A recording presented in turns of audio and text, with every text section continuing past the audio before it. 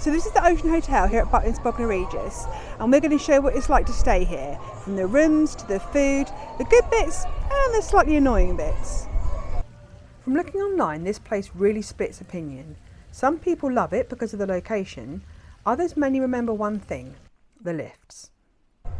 One thing this hotel absolutely nails is the location. You're right in the middle of everything.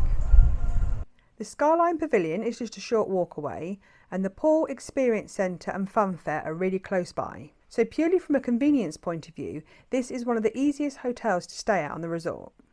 One of the things that a lot of people don't appreciate until they get here and they've got dozens of bags and they're dragging their tired kids around is that it's got its own car park. And if this car park is full, the overflow car park is just next door.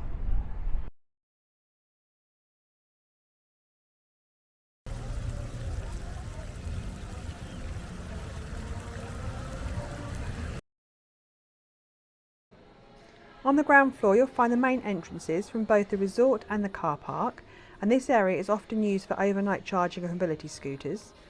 And up one floor is reception. Unlike the apartments, the Ocean Hotel has its own reception area, so there's staff around at check-in and at advertised times if you need help with anything during your stay. It's not luxury. No one's coming here expecting the Ritz, but it's clean, it's practical, and it's fine for a few nights.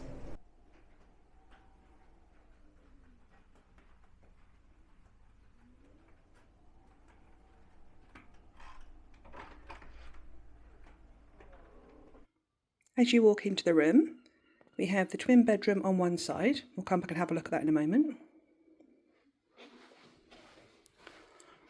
Then the bathroom, and then the main room. Got a TV, chairs, the balcony, and we've got a wardrobe. Behind that is tea and coffee making facilities. Double bed, some coloured lights, and another wardrobe. On the vanity table you've got a tea and coffee tray and a couple of plug sockets. Underneath you've got the stool, the hairdryer and a small cooler. This will fit maybe a dozen cans, a couple of bottles. In this wardrobe you've got shelves and the safe. And on the other side there's hanging space, a couple of hangers and an iron. Beside the bed you've got a very small table that might fit your phone, maybe a mug of coffee. A couple of rather funky looking chairs. TV with 3 view channels, and then a small chest of drawers. We have a balcony overlooking the fair, and this side of the hotel is odd numbered rooms. You can pay extra to have a guaranteed higher floor room which has a better sea view. A couple of other things worth knowing: some guests do mention the rooms get quite warm, especially in the summer. Just inside the door we've got a couple of coat hooks, a do not disturb sign, and you have to put your key card into the slot to get the lights to work. Fun fair themed artwork on the walls. This is the twin room with 2 single beds. And in the middle the room has its own TV. Above the bed you have one shelf, but there's no wardrobe or anywhere to store your clothes in here. Plug sockets, which are ideal for charging your phone or a tablet. The resort has free Wi-Fi, which is great if you or your children want to use their tablets or if you're planning on using the on-site app. So Jess, what do you think of your bedroom? I think the beds are really comfortable, and I'm really happy that I've got my own TV, and I definitely recommend it to other children. There's a light around the TV which Jess will now demonstrate. And if I pan down you can see there's a blue light underneath the bed as well, which could be used as a night light. In the bathroom you can see we've got a shower over the bath. And the water pressure in the hotels tends to be the best on resort. Towels and toilet paper are provided, but you can always ask reception or guest services if you need more. And behind the door you can see we've got a large mirror, wash basin, hand towel and soap, and underneath there's a small pedal bin. They also have 2-person rooms, but it's worth noting that there are only a few and they overlook the car park rather than the sea or resort.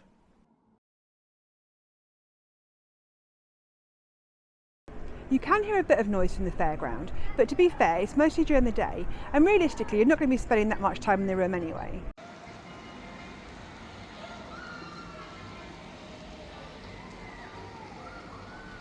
And at night, the fair actually looks really nice from up here. If you're on a meal plan here, you'll need either hotel dining or the dine around package, which is more expensive than the options at the Wave Hotel.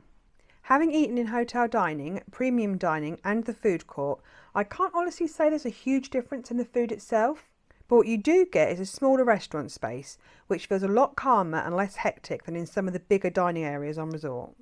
And to be honest, that alone improves the experience quite a bit. One of the things the hotel does have going for it, it's got its own spa. It's not the main reason to book here, but it's a nice extra.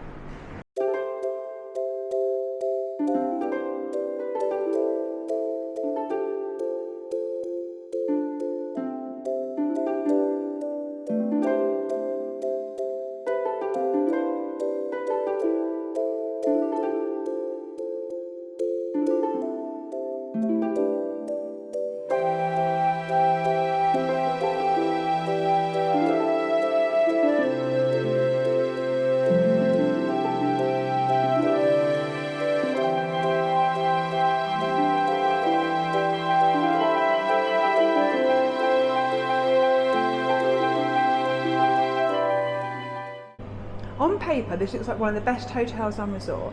It's got a great location, nice rooms, it's close to everything, but one thing came up time and time again in the complaints that I read online. This is the biggest problem with staying here, and it's not just something we've noticed, this comes up a lot in reviews. When they're working, it's fine, but when they're not, you need to use the stairs. And if you've got a buggy or mobility requirements, this is definitely something to take into account before booking here. And overall, the hotel does feel a mix of really strong positives and a couple of very noticeable downsides. Hopefully this has given you a realistic idea of what it's like to stay here. Not the brochure version, the real version. I hope you've enjoyed this video and you found it useful. If you did, then please consider giving it a like. If you want to see more from me in the future, then click the subscribe button. And if you want to see more from me right now, why not watch one of my other videos? And don't forget, if you carry on watching, I'll carry on travelling. Bye!